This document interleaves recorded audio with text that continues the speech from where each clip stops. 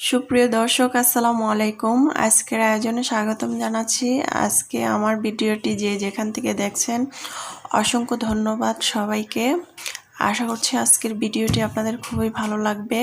প্রথম থেকে শেষ পর্যন্ত ভিডিওটা দেখবেন, তাহলে বুঝতে পারবেন ভিডিওটা আমি কি করছি, কি বানাচ্ছি।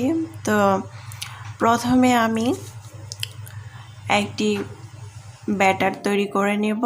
প্রথমে একটি বাটিতে আমি এখানে বেসন নিয়েছি 1 কাপ পরিমাণ। তারপরে এখানে চালের গুঁড়া নিয়েছি আমি আধা কাপের মতো। তারপরে এখানে দিয়ে দিলাম লবণ।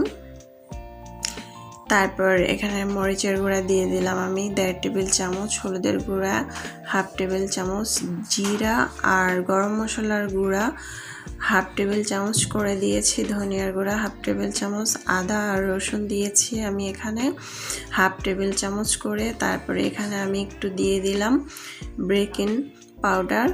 একটু করে পানি দিয়ে আমি গোলাটা তৈরি করে নিব।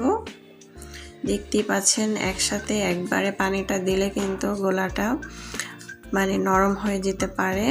তো অল্প অল্প করে পানি দিয়ে গোলাটা তৈরি করে নিতে হবে। তো আমার কিন্তু গোলাটা তৈরি হয়ে গিয়েছে, দেখুন আমি একটি চামচ দিয়ে দেখিয়ে দিচ্ছি। তারপর চুলায় একটি প্যান বসিয়ে আমি আগে থেকে পানি পরিমাণ মতো দিয়ে লবণ দিয়ে দিয়েছি। এখন আমি এভাবে করে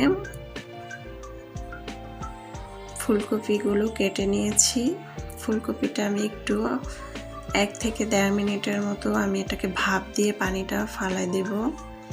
দেখুন এই যে এরকম করে। তো আমার কিন্তু হয়ে গিয়েছে, দেখতেই পাচ্ছেন আমি কিন্তু খুব সুন্দর করে এটা আঁশ ছাড়িয়ে নিয়েছি। তারপরে আমি গোলার মধ্যে এভাবে করে দিয়ে আমি ফুলকপিটাকে তেলে ছেড়ে দেব। তেলটা আমি পরিমাণ মতো আগে থেকে দিয়ে গরম করে রেখেছিলাম। চুলার আঁচটাকে মিডিয়াম সাইজ করে এক এক করে আমি সবগুলো দিয়ে দিচ্ছি। তারপরে আমি 1 থেকে 1.5 মিনিট পর আমি চুলার আঁচটাকে আস্তে করে বাড়িয়ে দিয়েছি। তারপরে আমি এপাশ ওপাশ করে নেড়ে দেব। এটাকে আমি ব্রাউন কালার করে ভেজে নেব। এটা যত লাল করে ভাজবেন ততই ক্রিস্পি হবে। এতটাই মজার যে এই ফুলকপির পাকোড়াটা, একদিন অবশ্যই বাসায় বানিয়ে খাবেন।